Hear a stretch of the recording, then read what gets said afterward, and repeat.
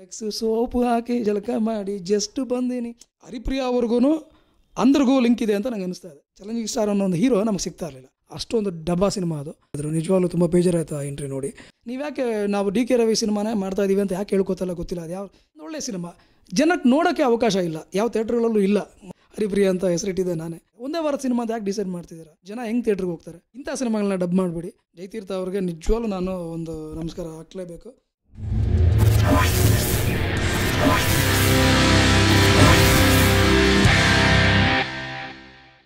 ನಮಸ್ಕಾರ ಎಲ್ರಿಗೂ. ನಿಮ್ಮ ಬಾಕ್ಸ್ ಆಫೀಸ್ ಎಂಟರ್ಟೈನ್ಮೆಂಟ್ನ ಸಿನಿಮಾ ಸಿನಿಮಾ ಸಿನಿಮಾ ವಿತ್ ಮಾ ಕಾರ್ಯಕ್ರಮಕ್ಕೆ ಸ್ವಾಗತ ಸುಸ್ವಾಗತ.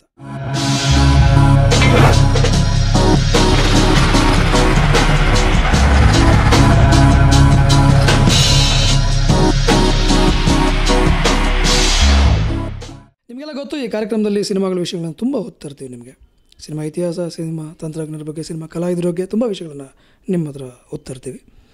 ಕೆಲವು ದಿನಗಳಿಂದ ಯಾವುದೇ ಸಿನಿಮಾ ರಿವ್ಯೂಗಳನ್ನು ನಿಮ್ಮ ಮುಂದೆ ತರಲಿಲ್ಲ. ಕಾರಣ ನಿಮಗೆ ಗೊತ್ತು, ಪಾಕಿಗಳು ಬೆನ್ನಿಗೆ ಚೂರಿ ಹಾಕಿದ್ರಿಂದ ನಮ್ಮ ದೇಶದ ಎಷ್ಟೋ ಸೈನಿಕರು ಬಲಿಯಾದರು. ಜೊತೆಗೆ ಇನ್ನೊಂದು ಕೆಟ್ಟದ್ದು ಸುದ್ದಿ ಅಂದರೆ ಸೌತ್ ಇಂಡಿಯಾದ, ದಕ್ಷಿಣ ಭಾರತದ ಖ್ಯಾತ ನಿರ್ದೇಶಕರಾದ ಕೋಡಿ ರಾಮಕೃಷ್ಣ ಅವರು ಇತ್ತೀಚೆಗೆ ನಮ್ಮನ್ನು ಬಿಟ್ಟು ಅಗಲಿದ್ದಾರೆ. ಖ್ಯಾತ ನಿರ್ದೇಶಕರು. ಅವರ ಕೊನೆಯ ಚಿತ್ರ ಅನಿಸುತ್ತೆ ನಮ್ಮ ಕನ್ನಡದಲ್ಲಿ ನಾಗರಹಾವು ಅಂತ, ಬ್ಯೂಟಿ ಕ್ವೀನ್ ರಮ್ಯಾ ಅವ್ರದ್ದು ಕೊನೆಯ ಚಿತ್ರ ಅದು. ಅದನ್ನು ಡೈರೆಕ್ಟ್ ಮಾಡಿದವರು ಅವರೇನೆ. ಅವರು ನಮ್ಮನ್ನು ಬಿಟ್ಟಾಗಲಿರೋದು ನಮಗೆಲ್ಲ ತುಂಬಲಾರದ ನಷ್ಟ.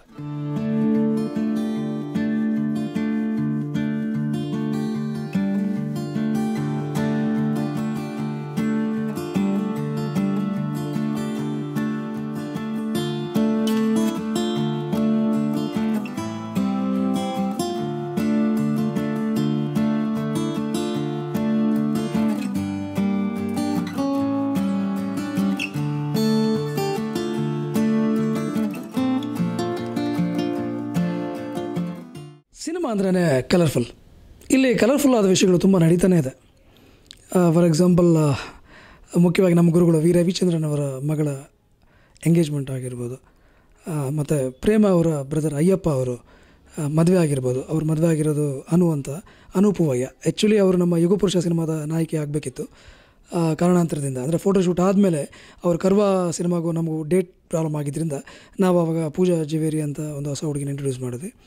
ಅದು ಆ ಮದುವೆ ನಡೀತು.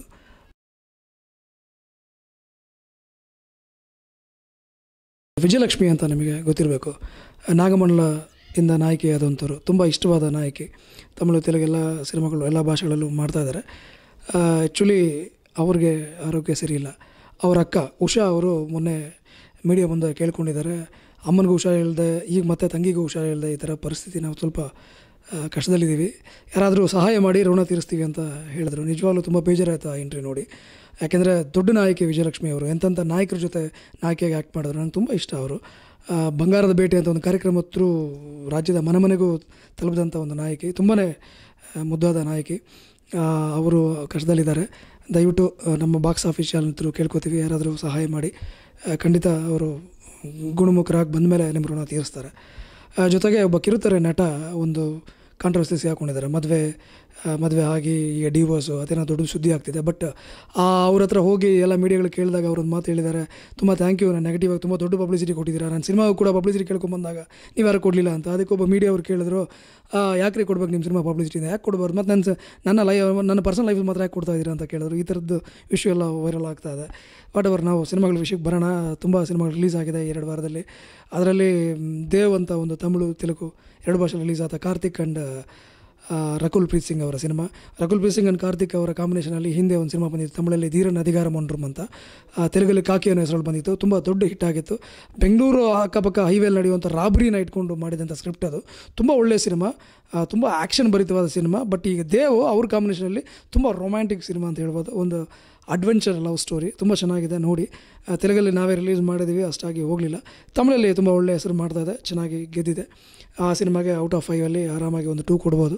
ತುಂಬ ಒಳ್ಳೆಯ ಸಿನಿಮಾ, ನಿಜವಾಗ್ಲೂ ಒಳ್ಳೆಯ ಸಿನಿಮಾ. ಯೂತ್ಸ್ಗೆ ಇಷ್ಟ ಆಗುತ್ತೆ. ಈಗಿನ ಟ್ರೆಂಡ್ಗೆ, ಅಂದರೆ ಈಗೆಲ್ಲ ಟೆಕ್ನಾಲಜಿ ಡೆವಲಪ್ ಆಗಿದೆ ಅಲ್ಲ, ಎಲ್ಲ ವಾಟ್ಸಪ್, ಫೇಸ್ಬುಕ್ಕು, ಇನ್ಸ್ಟಾಗ್ರಾಮ್ ಹಿಂಗೆಲ್ಲ ಹೋಗ್ತಾ ಇದೆ.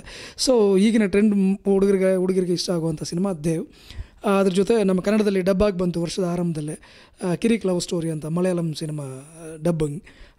ರೀಮೇಕ್ ಅಂತಲೇ ಬಾಯಿಗೆ ಬರ್ತದೆ, ಯಾಕೆಂದರೆ ಇದುವರೆಗೂ ಡಬ್ಬಿಂಗ್ ಆಗಿಲ್ಲ ನಮ್ಮಲ್ಲಿ. ಈಗ ಶುರು ಆಗಿದೆ, ವರ್ಷದ ಆರಂಭದಲ್ಲೇ ಡಬ್ಬಿಂಗ್ ಆದಂಥ ಸಿನಿಮಾ ಕಿರಿಕ್ ಲವ್ ಸ್ಟೋರಿ. ಪ್ರಿಯಾ ವಾರಿಯರ್ ಕಣ್ಣು ಹೊಡೆದುಬಿಟ್ಟೆ ದೇಶಾದ್ಯಂತ ಸುದ್ದಿ ಮಾಡಿದವರು. ತುಂಬ ದೊಡ್ಡ ವೈರಲ್ ಆದಾಗಲೇ ನಮಗೆ ಒಂದು ಅನುಮಾನ ಆಯಿತು ಸಿನಿಮಾದಲ್ಲಿ ಏನು ಇರಲ್ವೇನೋ, ಫ್ಲಾಪ್ ಆಗುತ್ತೇನೋ ಅಂತ. ಯಾಕೆಂದರೆ ಈ ಹಿಂದೆ ಒಂದು ಧನುಷ್ ಅವರೊಂದು ಸಿನಿಮಾ ವೈ ದೀಸ್ ಕೊಲವರಿಡಿ ಅಂತ ಸಾಂಗ್ ಕೇಳಿರ್ಬೋದು ನೀವು, ತುಂಬ ದೊಡ್ಡ ಹಿಟ್ ಆಗಿತ್ತು ಆ ಸಾಂಗು. ಶ್ರುತಿ ಹಾಸನ್ ಆ್ಯಂಡ್ ಧನುಷ್ ಅವರು ಆ್ಯಕ್ಟ್ ಮಾಡಿದ ಸಿನಿಮಾ 3 ಅಂತ 3. ಆ ಸಿನಿಮಾ ಅಟರ್ ಫ್ಲಾಪ್ ಆಗೋಯ್ತು, ಗೊತ್ತು ನಿಮಗೆ. ಸಿನಿಮಾದಲ್ಲಿ ಏನೂ ಇಲ್ಲ, ಸಾಂಗ್ ಮಾತ್ರ ಅಂಥ ದೊಡ್ಡ ಹಿಟ್ ಆಗಿತ್ತು. ಹಾಗೆಯೇ ಈಗ ನಮ್ಮ ಪ್ರಿಯಾ ವಾರಿಯರ್ ಅವರು ಕನ್ನಡದ ವಿಷಯ ಮಾತ್ರ ಹಿಟ್ ಆಗಿದೆ. ಸಿನಿಮಾದಲ್ಲಿ ದಮ್ ಇಲ್ಲ, ಏನೂ ಇಲ್ಲ. ದಮ್ ಅನ್ನೋದಕ್ಕಿಂತ ಏನೂ ಇಲ್ಲ. ನಿಜವಾಗಲೂ ನನಗೆ ಬುದ್ಧಿ ಬಂದಾಗಿಂದ ನನ್ನ ಜೀವನದಲ್ಲಿ ನಾನೇ ಯಾವುದೇ ಸಿನಿಮಾ ನೋಡುವಾಗ ಅರ್ಧದಲ್ಲಿ ಬರಬೇಕು ಅಂತ ಅನಿಸಿಲ್ಲ. ಈ ಸಿನಿಮಾ ನೋಡಿದಾಗ ಎದ್ದೋಗ್ಬೋಣ ಅಂತ ಅನಿಸುತ್ತು, ಅಷ್ಟೊಂದು ತಲೆನೋವು ಬಂತು. ಯಾಕೆಂದರೆ ಸಿನಿಮಾದಲ್ಲಿ ಏನೂ ಇಲ್ಲ. ದಯವಿಟ್ಟು ಡಬ್ಬಿಂಗ್ ಪರ ಮಾತಾಡೋರಿಗೆ ನನ್ನ ರಿಕ್ವೆಸ್ಟ್ ಏನಂದರೆ, ಡಬ್ಬಿಂಗ್ ಮಾಡೋರಿಗೆ ನನ್ನ ರಿಕ್ವೆಸ್ಟ್ ಏನಂದರೆ, ಇಂಥ ಸಿನಿಮಾಗಳನ್ನ ಡಬ್ ಮಾಡಬೇಡಿ. ಆಮೇಲೆ ಡಬ್ಬಿಂಗ್ ವಿರೋಧಿಸೋರಿಗೆ ಒಂದು ಅನುಕೂಲ ನಾವೇ ಮಾಡಿಕೊಟ್ಟಂಗೆ ಆಗುತ್ತೆ. ಇಂಥ ಸಿನಿಮಾ ಡಬ್ ಮಾಡಬೇಡಿ. ಅದು ಈ ಸಿನಿಮಾಗೆ ನಾನು ಔಟ್ ಆಫ್ 5 ಒಂದು ಕೂಡ ಕೊಡೋಲ್ಲ, ಅಷ್ಟೊಂದು ಡಬ್ಬಾ ಸಿನಿಮಾ ಅದು. ಆಮೇಲೆ ಇತ್ತೀಚೆಗೆ ತುಂಬ ಸಿನಿಮಾಗಳಾಗಿದೆ, ಅದರಲ್ಲಿ ನನಗೆ ಇಷ್ಟ ಆದಂಥ ಒಂದು ಸಿನಿಮಾ ನಮ್ಮ ಬಾಕ್ಸ್ ಆಫೀಸ್ ಚಾನಲಿಂದ ಹೆಮ್ಮೆಯಿಂದ ಹೇಳ್ಕೊತೀವಿ, ಬೆಲ್ ಬಾಟಮ್. ನಿಜವಾಗಲೂ ಒಂದು ಒಳ್ಳೆಯ ಸಿನಿಮಾ ರೀ. ಜೈತೀರ್ಥ ಅವರು ಡೈರೆಕ್ಟ್ರು. ಅವರು ನನಗೆ ಅಷ್ಟಾಗಿ ಪರಿಚಯ ಇಲ್ಲ, ಬಟ್ ಹಾಸನ್ ರಮೇಶ್ ಅಂತ ಒಬ್ಬರು, ಅವ್ರ ಜೊತೆ ನಾನು ಸುಪ್ರಭಾತ ಒಂದು ವಾಹಿನಿಗೆ ಮನಸ್ಸು ಇಲ್ಲದ ಮಾರ್ಗ ಅಂತ ಒಂದು ಸೀರಿಯಲ್ಗೆ ಕೋ ಡೈರೆಕ್ಟರ್ ಕೆಲಸ ಮಾಡಿದ್ದೆ. ಇಟ್ ವಾಸ್ ಇನ್ 2000 ಆ ಟೈಮಲ್ಲಿ. ಹಾಸನ್ ರಮೇಶ್ ಅವರಿಂದ ಅವರು ಜಯತೀರ್ಥ ಅವ್ರ ಪರಿಚಯ. ಅದು ಕೂಡ ಒಲವೇ ಮಂದಾರ ಅವ್ರ ಮೊದಲನೇ ಸಿನಿಮಾ ರಿಲೀಸ್ ಆದಾಗ ಥಿಯೇಟ್ರ್ ಹತ್ರ ಮಾತಾಡಿಸಿದ್ದೆ, ಜಸ್ಟ್ ಹೇಳಿದ್ದೆ, ವಿಶ್ ಮಾಡಿದ್ದೆ. ಒಲವೇ ಮಂದಾರ ತುಂಬ ಇಷ್ಟಪಟ್ಟು ನೋಡಿದೆ, ತುಂಬ ಒಳ್ಳೆಯ ಸಿನಿಮಾ ಅದು. ಮೆಲೋಡಿ ಲವ್ ಸ್ಟೋರಿ ತುಂಬ ಚೆನ್ನಾಗಿತ್ತು. ಅದರ ನಂತರ ಅವ್ರು ಮಾಡಿದಂಥ ಸಿನಿಮಾ ಟೋನಿ, ಅದು ಕೂಡ ತುಂಬ ಒಳ್ಳೆಯ ಸಿನಿಮಾ. ಕಮರ್ಷಿಯಲ್ ಆಗಿ ಹಿಟ್ಟಾಗದೇ ಇರ್ಬೋದು, ತುಂಬ ಒಳ್ಳೆಯ ಸಿನಿಮಾ. ನಮ್ಮ ಕಿಟ್ಟಪ್ಪ ಮಾಡಿದ್ದು, ನಮ್ಮ ಕಿಟ್ಟಿ ಅವರು, ತುಂಬ ಒಳ್ಳೆಯ ಸಿನಿಮಾ. ಕಿಟ್ಟಿ ಸರ್ನ ಮತ್ತು ದಿಲೀಪ್ ರಾಜ್ ಅವರಿಗೆಲ್ಲ ಪರ್ಸ್ನಲಿ ವಿಶ್ ಮಾಡಿದ್ದೆ ನಾನು, ತುಂಬ ಒಳ್ಳೆಯ ಸಿನಿಮಾ ಮಾಡಿದ್ದೀರಾ ಅಂತ. ಬಟ್ ಅದು ಕಮರ್ಷಿಯಲಿ ಹಿಟ್ಟಾಗಲಿಲ್ಲ. ಒಳ್ಳೆಯ ಸಿನಿಮಾಗಳು ಕೂಡ ಕೆಲವು ಸಲ ಇಲ್ಲಿ ಕೂಲೆ ಆಗುತ್ತೆ ಯಾವುದಾದ ಕಾರಣಕ್ಕೆ, ಮುಂದೆ ಮಾತಾಡೋಣ ಅದ್ರ ಬಗ್ಗೆ. ಸೊ ಜಯತೀರ್ಥ ಅವರು 3ನೇ ಸಿನಿಮಾ ಬ್ಯೂಟಿಫುಲ್ ಮನ್ಸ್ಗಳು ಅಷ್ಟಾಗಿ ಹೆಸರು ಮಾಡಲಿಲ್ಲ, ಬಟ್ ಬೆಲ್ ಬಾಟಮ್ ತುಂಬ ಒಳ್ಳೆಯ ಹೆಸರು ಮಾಡ್ತಿದ್ದೆ. ರಾಜ್ಯಾದ್ಯಂತ ದೇಶಾದ್ಯಂತ ಜನ ಸಿನಿಮಾ ನೋಡಿ ಮೆಚ್ಕೋತಿದ್ದಾರೆ. ರಿಷಬ್ ಶೆಟ್ಟಿ ಅವರು ಒಳ್ಳೆ ನಾಯಕನಾಗಿ, ಅವರು ಡೈರೆಕ್ಟ್ರಾಗಿ ಗೆದ್ದಿದ್ದಾರೆ, ಗೊತ್ತು ನಮಗೆ. ನಾಯಕನಾಗಿ ಕೂಡ ಇಲ್ಲಿ ಗೆದ್ದರು ಅಂತ ಹೇಳ್ಬೋದು. ಒಂದೊಳ್ಳೆ ಪಾತ್ರ ಆಯ್ಕೆ ಮಾಡ್ಕೊಂಡಿದ್ದಾರೆ. ಡೆಫಿನೆಟ್ಲಿ ಈ ಪಾತ್ರದ ಮೂಲಕ ಅವ್ರು ನಾಯಕನಾಗಿ ಎಂಟ್ರಿ ಕೊಟ್ಟಿರೋದು ನಮಗೆ ತುಂಬ ಖುಷಿ ಕೊಡುತ್ತೆ. ನಾಯಕಿಯಾಗಿ ಹರಿಪ್ರಿಯಾ ತುಂಬ ಚೆನ್ನಾಗಿ ಆ್ಯಕ್ಟ್ ಮಾಡಿದ್ದಾರೆ. ಹರಿಪ್ರಿಯಾ ನಿಮಗೆ ಗೊತ್ತಿರಬೇಕು, ನಮ್ಮ ಮನಸ್ಸುಗಳ ಮಾತು ಮಧುರ, ನನ್ನ ಮನಸ್ಸುಗಳ ಮಾತು ಮಧುರ. ಹರಿಪ್ರಿಯಾ ಅಂತ ಹೆಸರಿಟ್ಟಿದ್ದೆ ನಾನೇ, ಅದನ್ನು ಹೊರಗಡೆ ಹೇಳ್ಕೊಳ್ಳಲ್ಲ. ಯಾಕೆಂದರೆ ಹೆಣ್ಮಕ್ಳು ಹಂಗೆ, ಏನಕ್ಕೆ ಅಂದರೆ ಎಷ್ಟೋ ಇದೆ ಎಕ್ಸಾಂಪಲ್ಸ್. ಅಂದರೆ ದೀಪಿಕಾ ಪಡುಕೋನ ಕೂಡ ಇಲ್ಲಿ ನಮ್ಮ ಶೀತಲ್ ಜೈನ ಫಸ್ಟ್ ಫೋಟೋ ಶೂಟ್ ಮಾಡಿದ್ದು ನಮ್ಮ ಸ್ನೇಹಿತರು. ಅವರು ಅದಾದಮೇಲೆ ಐಶ್ವರ್ಯ ಅಂತ ಒಂದು ಸಿನಿಮಾ ಕನ್ನಡದಲ್ಲಿ ಇಂಟ್ರೊಡ್ಯೂಸ್ ಆದರು.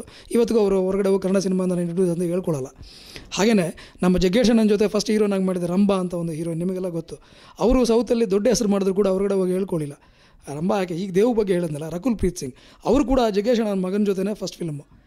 ಅದಕ್ಕೆ ಅನಜಿ ನಾಗರಾಜ್ ಅವರೇ ಪ್ರೊಡ್ಯೂಸರು, ನಮ್ಮ ರಾಘವಲೋಕಿನೇ ಡೈರೆಕ್ಟ್ರು. ಅವರು ಕೂಡ ಇಲ್ಲೇ ಫಸ್ಟ್ ಸಿನಿಮಾ ಮಾಡಿದವರು.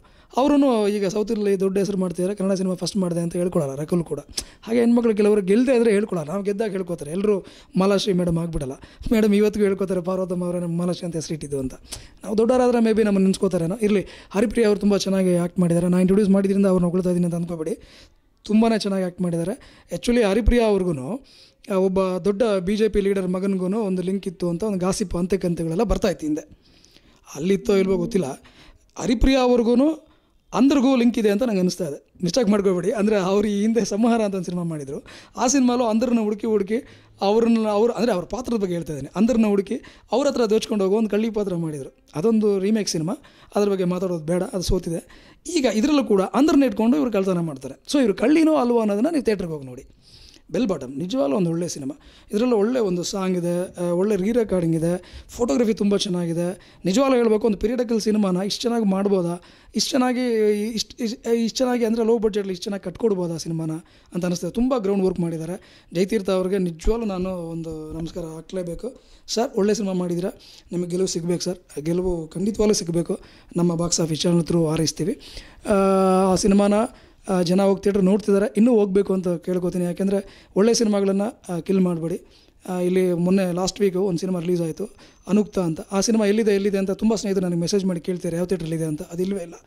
ಕಾರಣ ಅನುಕ್ತ ಅಂತ ಒಂದು ಸಿನಿಮಾ ರಿಲೀಸ್ ಆದಾಗ ದೊಡ್ಡ ಪೇಪರ್ ಫುಲ್ ಪೇಜಲ್ಲಿ ರಿಲೀಸ್ ಅಂತ ಬರುತ್ತೆ, ಅದು ತ್ರಿವೇಣಿ ಥಿಯೇಟ್ರ್ ರಿಲೀಸ್ ಅಂತ. ಅದೇ ಥಿಯೇಟ್ರಲ್ಲಿ ನಟ ಸಾರ್ವಭೌಮ ರಿಲೀಸ್ ಅಂತ ಮತ್ತು ಅದೇ ವಾರ ಬರುತ್ತೆ. ಜನ ಹೆಂಗೆ ಥಿಯೇಟ್ರಿಗೆ ಹೋಗ್ತಾರೆ? ಒಂದೇ ವಾರ ಸಿನಿಮಾ ಅಂತ ಡಿಸೈಡ್ ಮಾಡ್ಕೊಂಡ್ಬಿಡ್ತಾರಲ್ವ. ಸೊ ಈ ಥರದ ವಿಷಯಗಳು ನಡೀಬಾರ್ದು ಅನ್ನೋದು ನನ್ನ ಕಳಕಳಿಯ. ಏಕೆಂದರೆ ಈ ವಾರ ಕೂಡ ಸ್ಟ್ರೈಕರ್ ಅಂತ ಒಂದು ಒಳ್ಳೆಯ ಸಿನಿಮಾ, ಆ ಸಿನಿಮಾ ಬಗ್ಗೆ ಒಳ್ಳೆ ಮಾತುಗಳು ಬರ್ತದೆ. ಆದರೆ ಅದು ರಿಲೀಸ್ ಆಗೋ ನರ್ತಕಿ ಥಿಯೇಟ್ರಲ್ಲಿ ನೆಕ್ಸ್ಟ್ ವೀಕ್ ಯಜಮಾನ ಬರ್ತದೆ ಅಂತ ಆಗ್ತದೆ. ಒಂದೇ ವಾರದ ಸಿನಿಮಾ ಅಂತ ಯಾಕೆ ಡಿಸೈಡ್ ಮಾಡ್ತಿದ್ದೀರಾ ಗೊತ್ತಾಗ್ತಾಯಿಲ್ಲ. ಇದು ಯಾರಿಂದ ಆಗ್ತಿದೆ ಗೊತ್ತಾಗ್ತಾಯಿಲ್ಲ. ನನಗೆ 2012 ನಾವು ಮಾಡಿದಂಥ ಗೌರಿಪುತ್ರ ರಿಲೀಸ್ ಆಗೋವಾಗ ಚೇಂಬರಲ್ಲಿ ಒಂದು ರೂಲ್ಸ್ ಇತ್ತು, 3 ದಿನ ಅಂದರೆ ಶುಕ್ರವಾರ, ಶನಿವಾರ, ಭಾನುವಾರ 3 ದಿನ ಕಲೆಕ್ಷನ್ ನೋಡಿದ ಮೇಲೆ ನೀವು ಅನೌನ್ಸ್ ಮಾಡಬೇಕು. ಸಂಡೇ ಆರ್ ವೆಡ್ನೆಸ್ಡೇ ಪೇಪರಲ್ಲಿ ಕೊಡಬೇಕು. ಅದುವರೆಗೂ ಒಂದು ಸಿನಿಮಾನ ಕಿಲ್ ಮಾಡೋ ದೃಷ್ಟಿಯಲ್ಲಿ ಆ ಸಿನಿಮಾ ಇರೋ ಥಿಯೇಟರ್ ಹೆಸರನ್ನ ನೀವು ಹಾಕಬಾರ್ದು ಅನ್ನೋದೆಲ್ಲ ಇತ್ತು. ಮುಂದಿನ ಬದಲಾವಣೆ ಅಂತ ಆಗ್ತಾಯಿದ್ರು. ಈಗ ಡೈರೆಕ್ಟಾಗಿ ಒಂದು ವಾರದಲ್ಲಿ ಆಗ್ತಿದ್ದು, ಆ ಸಿನಿಮಾದವರೇ 1 ವಾರ ಥಿಯೇಟರ್ ಸಾಕು ಅಂತ ಒಪ್ಕೋತಿದ್ದಾರೆ. ಹಂಗೆ ಒಪ್ಕೊಳ್ಳೋಕೆ ಸಾಧ್ಯ ಇಲ್ಲ. ಯಾವ ಪ್ರೊಡ್ಯೂಸರ್ ನಮ್ಮ ಸಿನಿಮಾನ 1 ವಾರಕ್ಕೆ ಓಡಿಸಿ ಸಾಕು ಅಂತ ಕೇಳ್ಕೊಳ್ಳಲ್ಲ. ಇದು ಯಾಕೆ ಹಿಂಗೆ ಆಗ್ತಿದೆ ಗೊತ್ತಾಗ್ತಾಯಿಲ್ಲ. ನಿಜವಾಗ್ಲೂ ಒಂದೇ ವಾರಕ್ಕೆ ಬಂದರೆ ಬೇರೆ ಸಿನಿಮಾಗಳು ಗೆಲ್ಲೋದು ಹೇಗೆ? ಫಾರ್ ಎಕ್ಸಾಂಪಲ್, ಈಗ ಮೆಜೆಸ್ಟಿಕ್ ಬಂದಾಗ ಒಂದೇ ವಾರ ಸಿನಿಮಾ ಅಂತ ಬೇರೆ ಯಾವುದೋ ದೊಡ್ಡ ಸಿನಿಮಾ ಬಂದಿದ್ದರೆ ಚಾಲೆಂಜಿಂಗ್ ಸ್ಟಾರ್ ಇವತ್ತು ನಮಗೆ ದೊರಕ್ತಾ ಇರಲಿಲ್ಲ. ಚಾಲೆಂಜಿಂಗ್ ಸ್ಟಾರ್ ಅನ್ನೋ ಒಂದು ಹೀರೋ ನಮಗೆ ಸಿಗ್ತಾ ಇರಲಿಲ್ಲ. ಆ ದೃಷ್ಟಿಯಿಂದ ಹೇಳ್ತಾ ಇದ್ದೀನಿ. ಸ್ಟ್ರೈಕರ್ ಬಂದಿದೆ, ನೆಕ್ಸ್ಟ್ ವೀಕಲ್ಲಿ ಯಜಮಾನ ಅಂತ ಯಾಕೆ ಬರ್ತಾ ಇದೆ? ಸ್ವಲ್ಪ ಅದ್ರ ಕಡೆ ಗಮನ ಕೊಡಿ. ಚಿತ್ರಪ್ರೇಮಿಗಳೇ, ನೀವೆಲ್ಲರೂ ಇದ್ರ ಬಗ್ಗೆ ಮಾತಾಡೋಕ್ಕೆ ಧ್ವನಿ ಎತ್ತಿದ್ರೆ, ಚೇಂಬರ್ಗೆ ಈ ವಿಷಯ ಮುಟ್ಟಿದ್ರೆ, ಅಥವಾ ಪ್ರೊಡ್ಯೂಸರ್ಗಳಿಗೆ, ಡಿಸ್ಟ್ರಿಬ್ಯೂಟರ್ಗಳಿಗೆ ಈ ವಿಷಯಗಳು ಗೊತ್ತಾದರೆ ಸಿನಿಮಾ ರಂಗಕ್ಕೆ ಒಳ್ಳೆಯದಾಗುತ್ತೆ ಅನ್ನೋ ನನ್ನ ಅಭಿಪ್ರಾಯ. ವಾಟ್ ಎವರ್, ನಾನು ಬೆಲ್ಲ ಬಾಟಮ್ ಸಿನಿಮಾ ಬರ್ತೀನಿ, ಒಳ್ಳೆಯ ಸಿನಿಮಾ. ಆ ಸಿನಿಮಾಗೆ ಔಟ್ ಆಫ್ 5 ನಾನು ಆರಾಮಾಗಿ 3 ಕೊಡ್ತೀನಿ. ನಿಜವಾಗ್ಲೂ ಒಂದು ಒಳ್ಳೆಯ ಸಿನಿಮಾ, ನೋಡಿ ಅದನ್ನು. ಆಮೇಲೆ ಚಂಬಲ್ ಅಂತ ಒಂದು ಸಿನಿಮಾ ರಿಲೀಸ್ ಆಗಿದೆ ಈ ವಾರ. ಚಂಬಲ್ ಸಿನಿಮಾ DK ರವಿ ಅವರ ಹತ್ಯೆ ಕುರಿತಾದ ಸಿನಿಮಾ ಅಂತ ಅಂತೆಕಂತೆಗಳು ತುಂಬ ಇತ್ತು. ಚಿತ್ರತಂಡದವರು ಇಲ್ಲ ಇದು ಕಾಲ್ಪನಿಕ, ಅದಲ್ಲ ಅಂತ ಹೇಳ್ತಿದ್ದಾರೆ. ಯಾಕಲ್ಲ ಅಂತ ಹೇಳ್ತಾರೆ ಗೊತ್ತಾಗ್ತಾ ಇಲ್ಲ. ಯಾಕೆಂದರೆ ಸಿನಿಮಾ ನೋಡಿದಾಗ ನಮಗಾಗಿದ್ದು ಕಂಟಿನ್ಯೂ ಆಗಿ ಸ್ಕ್ರೀನ್ ಪ್ಲೇ ಅದ್ರ ಬಗ್ಗೆನೇ ಇದೆ. ಜೇಕಬ್ ವರ್ಗೀಸ್ ಅವರು ಹಿಂದೆ ಪೃಥ್ವಿ ಸಿನಿಮಾ ಮಾಡಿದರು. ಅಲ್ಲೂ ನಮ್ಮ ಅಪ್ಪು ಅವ್ರನ್ನ ಇಟ್ಕೊಂಡು ಒಂದು ಒಳ್ಳೆ ಸ್ಕ್ರೀನ್ ಪ್ಲೇ, ಬಳ್ಳಾರಿಯ DC ಕತೆ, ಆ ಥರದ್ದು ತುಂಬ ಚೆನ್ನಾಗಿತ್ತು ಅದು ಪೃಥ್ವಿ ಸಿನಿಮಾ ನೋಡಲಿಕ್ಕೆ. ಅದಾದಮೇಲೆ ಅವರು ಸವಾರಿ 2 ಮಾಡಿ ತಮಿಳು ಸಿನಿಮಾಗಳಲ್ಲಿ ಆ್ಯಕ್ಟ್ ಮಾಡ್ತಾಯಿದ್ರು. ಮತ್ತು ಡೈರೆಕ್ಷನ್ ಮಾಡಲಿಕ್ಕೆ ಕನ್ನಡಕ್ಕೆ ರಿಟರ್ನ್ ಆಗಿದ್ದಾರೆ. ಅದರಲ್ಲೂ ಒಂದು ಒಳ್ಳೆ ರಿಯಲಿಸ್ಟಿಕ್ ಸಬ್ಜೆಕ್ಟ್ ತೊಗೊಂಡು ಬಂದಿದ್ದಾರೆ. ನಿಜವಾಗ್ಲೂ ಚಂಬಲ್ ಒಂದು ಒಳ್ಳೆಯ ಸಿನಿಮಾ. ಆದರೆ ಎಲ್ಲೂ ಥಿಯೇಟ್ರ್ಗಳಲ್ಲೇ ಇಲ್ಲ. ಹುಡುಕಿ ನಾವೇ ನೋಡೋ ಪರಿಸ್ಥಿತಿ ಇದೆ. ಯಾಕೆ ಥಿಯೇಟ್ರ್ ಸಮಸ್ಯೆ ಆಗ್ತಾಯಿದೆ ಗೊತ್ತಾಗ್ತಾಯಿಲ್ಲ. ಚಂಬಲ್ ಒಳ್ಳೆ ಕತೆ. ನೀವ್ಯಾಕೆ ನಾವು DK ರವಿ ಸಿನಿಮಾನೇ ಮಾಡ್ತಾಯಿದ್ದೀವಿ ಅಂತ ಯಾಕೆ ಹೇಳ್ಕೊತಲ್ಲ ಗೊತ್ತಿಲ್ಲ. ಅದು ಯಾವ ಸಮಸ್ಯೆ ಗೊತ್ತಾಗ್ತಾಯಿಲ್ಲ. ದಂಡುಪಾಳ್ಯ ಅಂತ ಒಂದು ಕಳ್ಳರ ಸಿನಿಮಾ ಮಾಡ್ಕೊಳ್ಳೋರು ಓಪನಾಗಿ ಹೇಳ್ಕೊತಾರೆ. ಅದೇ ಥರ ಯಾವುದೋ ಒಬ್ಬ ಸೈಕೋ ಬಗ್ಗೆ ಸಿನಿಮಾ ಮಾಡೋರು ಓಪನಾಗಿ ಹೇಳ್ಕೊತಾರೆ. ಬಟ್ ಇದು ಒಂದೊಳ್ಳೆ DK ರವಿ ಅಂತ ಒಂದು ಆನೆಸ್ಟ್ ಆಫೀಸರ್, ಅವರು ಮರ್ಡರ್ ಬಗ್ಗೆ ಮಾಡಿರೋಂಥ ಸಿನಿಮಾ ಇದು. ಅದು ಮರ್ಡರೋ ಸುಸೈಡೋ ಅದು ಗೌರ್ಮೆಂಟ್ ತೀರ್ಮಾನ ಮಾಡ್ಕೊಳ್ಳುತ್ತೆ. ಅದು ಕೇಸ್ ಮುಗಿದಿಲ್ವೋ ಅದ್ರ ಬಗ್ಗೆ ನಾವು ಈ ಚಾನಲಲ್ಲಿ ಮಾತಾಡೋದು ಬೇಡ. ಬಟ್ ನಾನು ಹೇಳೋದು ಒಂದು ಒಳ್ಳೆಯ ಸಿನಿಮಾ. ಜನಕ್ಕೆ ನೋಡೋಕ್ಕೆ ಅವಕಾಶ ಇಲ್ಲ, ಯಾವ ಥಿಯೇಟ್ರ್ಗಳಲ್ಲೂ ಇಲ್ಲ, ಅಂದರೆ ಮುಖ್ಯವಾದ ಥಿಯೇಟ್ರಲ್ಲಿ ಎಲ್ಲೂ ಇಲ್ಲ. ಹುಡ್ಕೊಂಡು ನೋಡೋ ಪರಿಸ್ಥಿತಿ ಇದೆ. ಬಟ್ ಒಳ್ಳೆಯ ಸಿನಿಮಾ, ನಿಜವಾಗ್ಲೂ ನೋಡಿ. ಚಂಬಲ್ಗೂ ಕೂಡ ಔಟ್ ಆಫ್ 5 ನಾನು ಆರಾಮಾಗಿ 2.5-3 ಕೊಡ್ಬೋದು. ತುಂಬ ಚೆನ್ನಾಗಿ ಸ್ಕ್ರೀನ್ ಪ್ಲೇ ಮಾಡಿದ್ದಾರೆ. ನೀಟಾದ ಸಿನಿಮಾ, ರಿಯಲಿಸ್ಟಿಕ್ ಸಿನಿಮಾ. ಆ ಥರ ಸಿನಿಮಾಗಳು ಬರಬೇಕು ಆ್ಯಕ್ಚುಲಿ, ಅವಾಗ ಕನ್ನಡ ಚಿತ್ರರಂಗಕ್ಕೆ ಒಳ್ಳೆಯದಾಗುತ್ತೆ. ಆಮೇಲೆ ಟೀಸರ್ಗಳು ತುಂಬ ರಿಲೀಸ್ ಆಗ್ತಾಯಿದೆ. ನಮ್ಮ ದಯಾಳ್ ಅವ್ರದ್ದು ತ್ರಯಂಬಾಕಂ ಅಂತ, ದಯಾಳ್ ಅವರು ನಮ್ಮ ಗುರುಗಳು, ಅವರ ಸಿನಿಮಾ ದಯಾಳ್ ಸರ್ ತ್ರಯಂಬಾಕಂ. ರಾಘಣ್ಣ ಅವ್ರ ಜೊತೆ ಅಪ್ಪು ಅವರು ರಿಲೀಸ್ ಮಾಡಿದಂಥ ಟೀಸರು ತುಂಬ ಚೆನ್ನಾಗಿದೆ. ಅದರ ಜೊತೆ ನಮ್ಮ ಜೊತೆ ಶಿಷ್ಯನಾಗಿ, ಅಂದರೆ ಮನಸ್ಸುಗಳ ಮಾತು ನಮ್ಮ ಅಸಿಸ್ಟೆಂಟ್ ಡೈರೆಕ್ಟರ್ ಕೆಲಸ ಮಾಡಿದ ಚಿಕ್ಕು ಅಂತ ಒಬ್ಬರು, ಅವರು ಕೂಡ ಹಿಂದಿ ನಿಮ್ಮ ಬೈರ ಅಂತ ಒಂದು ಸಿನಿಮಾ ಟೀಸರ್ ರಿಲೀಸ್ ಮಾಡಿದ್ದಾರೆ. ಈಗ ತಾನೇ ನೋಡಿದೆ, ತುಂಬ ಚೆನ್ನಾಗಿದೆ. ಒಳ್ಳೆಯದಾಗಲಿ ಅವ್ರಿಗೂ, ತ್ರಯಂಬಕ ಟೀಮ್ಗೂ ಒಳ್ಳೆಯದಾಗಲಿ. ಈ 2 ಸಿನಿಮಾಗಳ ಮಧ್ಯೆ ಯಜಮಾನ ದೊಡ್ಡ ಸದ್ದು ಮಾಡ್ತಾಯಿದೆ. ಅಫ್ಕೋರ್ಸ್ ಟೀಸರ್ ಯಾವ್ದು ಚೆನ್ನಾಗಿದೆ ಅಂತ ಹೇಳೋಕ್ಕಿಂತ ಮುಖ್ಯವಾಗಿ ಇಲ್ಲಿ ಸ್ಟಾರ್ ಸಿನಿಮಾದ ಅಬ್ಬರ ಇರೋದ್ರಿಂದ ಈ ಸಿನಿಮಾಗಳು ಮರ್ಜ್ ಆಗ್ತಾಯಿದೆ. ಯಜಮಾನ ಟೀಸರ್ ಅಷ್ಟು ವ್ಯೂಸ್ ಆಗಿದೆ. ಒಳ್ಳೆ ಪ್ಲಾನಿಂಗ್, ಒಳ್ಳೆ ಭರ್ಜರಿಯಾಗಿ ರಿಲೀಸ್ ಆಗ್ತದೆ ನೆಕ್ಸ್ಟ್ ವೀಕ್. ಅದರ ರಿವ್ಯೂ ಹೊತ್ತು ಮುಂದಿನ ವಾರ ಬರ್ತೀವಿ. ಒಳ್ಳೆಯದಾಗಲಿ. ಏನು ಹೇಳೋಕ್ಕೆ ಬಯಸ್ತೀನಿ ಅಂದರೆ, ಸಿನಿಮಾಗಳೀಗ ಚೆನ್ನಾಗಿದೆ ಚೆನ್ನಾಗಿಲ್ಲ ಅನ್ನೋದನ್ನು ಥಿಯೇಟ್ರಲ್ಲಿ ನೋಡಿ ನೀವು ಡಿಸೈಡ್ ಮಾಡಿ. ನಾವು ಕೂಡ ರಿವ್ಯೂನ ನೋಡಿ ಡಿಸೈಡ್ ಮಾಡಬೇಡಿ. ಇನ್ನೊಂದು ಸ್ಟಾರ್ ಸಿನಿಮಾಗಳಿಗೆ ಕ್ಯೂ ಕಟ್ ನೋಡುವಂಥ ನೀವು ನಿಜವಾಗ್ಲೂ ಒಂದು ಒಳ್ಳೆ ರಿಪೋರ್ಟ್ ಬರುವಂಥ, ಈಗ ಸ್ಟ್ರೈಕರ್ ಸಿನಿಮಾ ಆಗಿರ್ಬೋದು, ಅಥವಾ ಹಿಂದೆ ಅನುಕ್ತ ಸಿನಿಮಾ ಆಗಿರ್ಬೋದು, ಅದೆಲ್ಲ ಗೆದ್ದರೆ ಈ ಕರ್ವ ಅಥವಾ ತಿಥಿ ಈ ಥರ ಸಿನಿಮಾಗಳು ಬಂತಲ್ಲ ಹಿಂದೆ, ಆ ಥರದ್ದು ಸಿನಿಮಾ ನಮಗೆ ಕನ್ನಡದಲ್ಲಿ ಮತ್ತೆ ಸಿಗುತ್ತೆ. ಒಳ್ಳೆ ಪ್ರಯತ್ನಗಳು ಮಾಡ್ತಾರೆ. ನೀವು ಒಳ್ಳೆಯ ಸಿನಿಮಾಗಳನ್ನು ಆರಿಸಿ ನೋಡಿ ಅನ್ನೋದನ್ನು ಈ ಚಾನಲ್ ಮೂಲಕ ನಾನು ಮನವಿ ಮಾಡ್ಕೋತೀನಿ. ಈಗ ಯಜಮಾನ ಸಿನಿಮಾ ಮುಂದಿನ ವಾರ ಇದೆ ನೋಡಿ. ಅಂಥ ದೊಡ್ಡ ಸ್ಟಾರ್, ಅಂಥ ದೊಡ್ಡ banner B Suresh sir, okay, ನನಗೆ ಒಂಥರ ಮಾನಸಿಕ ಗುರುಗಳು. ಅವ್ರ ಬ್ಯಾನರಲ್ಲಿ ಬರ್ತದೆ. ಅಫ್ಕೋರ್ಸ್ ಅವರು ಹರಿಕೃಷ್ಣ ಸರ್ ಇದಕ್ಕೆ ತುಂಬ ಇನ್ವಾಲ್ವ್ ಆಗಿದ್ದಾರೆ. ಅವರು ಅಂದರೆ ಮೆಲೋಡಿ ಕಿಂಗ್ ಅಂತ ಹೇಳ್ಬೋದು. ಅವರೇ ಮೆಲೋಡಿ ಸಾಂಗ್ನ ಲಾಂಚ್ ಮಾಡಿಲ್ಲ, ನೀವು ಅಬ್ಸರ್ವ್ ಮಾಡಿ.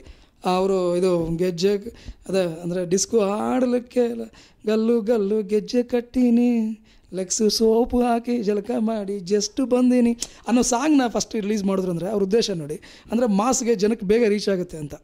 ಮೆಲೋಡಿ ಇದೆ ಆ ಸಾಂಗಲ್ಲೂ ಕೂಡ, ಅದು ಕೂಡ ದೊಡ್ಡ ಹಿಟ್ ಆಗಲಿ ಅಂತ ಹಾರೈಸ್ತೀವಿ. ಏನಕ್ಕೆ ಹೇಳಿದೆ ಅಂದರೆ, ಇಲ್ಲಿ ಒಳ್ಳೆಯ ಸಿನಿಮಾಗಳಿಗೆ ಬೆಲೆ ಇಲ್ಲ ಅಂತ ಅಂದ್ಕೋಬೇಡಿ. ಖಂಡಿತ ನಿಲ್ಲಿಸಿದ್ರೆ ಬೆಲೆ ಇದೆ. ನಿರ್ಮಾಪಕರು ಇದ್ರ ಬಗ್ಗೆ ಆಲೋಚನೆ ಮಾಡಬೇಕು. ಫಾರ್ ಎಕ್ಸಾಂಪಲ್ ಮುಂಗಾರು ಮಳೆ ಅಂತ ಒಂದು ಸಿನಿಮಾ, ಅದು ರಿಲೀಸ್ ಆದಾಗ ಗಣೇಶ್ ಅವರು ನನ್ನ ರೂಮ್ಮೆಂಟ್ ಆಗಿದ್ದರು. ಸೊ ಇವತ್ತು ಗೋಲ್ಡನ್ ಸ್ಟಾರ್. ಅವರು ಆ ಗೋಲ್ಡನ್ ಸ್ಟಾರ್ ಆಗಲಿಕ್ಕೆ ಅವಾಗ ಯಾರಾದರೂ ಅದು 1 ವಾರದ ಸಿನಿಮಾ ಅಂತ ಹಾಕ್ಬಿಟ್ಟಿದ್ರೆ ಕಷ್ಟ ಆಗೋದು. ಈ ಕೃಷ್ಣಪ್ಪ ಅವರ ಪ್ರಯತ್ನ, ಅಂದರೆ ನಿರ್ಮಾಪಕರಾಗಿ ಅವರು ಒಂದು 3 ವಾರ 2 ವಾರ ಸಸ್ಟೈನ್ ಮಾಡಿ ಜನನ ಕರೆಸಿದ್ರು. ಅದು ಗೆದ್ದು ಇತಿಹಾಸ ಸೃಷ್ಟಿ ಮಾಡಿದ್ದು ನಿಮಗೆ ಗೊತ್ತು. ಅದಾದಮೇಲೆ ನಮಗೆ ಗೊತ್ತಾಯಿತು, ಒಂದು ಸಿನಿಮಾ ಮಾಡೋದಕ್ಕಿಂತ ಅದನ್ನು ನಿಲ್ಲಿಸಿ ಗೆಲ್ಲಿಸೋದು ಕೂಡ ಒಂದು ಕಲೆ ಅಂತ. ಇದನ್ನು ಹೇಳಿ ನಾನು ಇವತ್ತಿನ ಈ ಕಾರ್ಯಕ್ರಮ ಮುಗಿಸ್ತಾ ಇದ್ದೀನಿ. signing off. Manjunath Maskal Matti. Ma, ma, ma.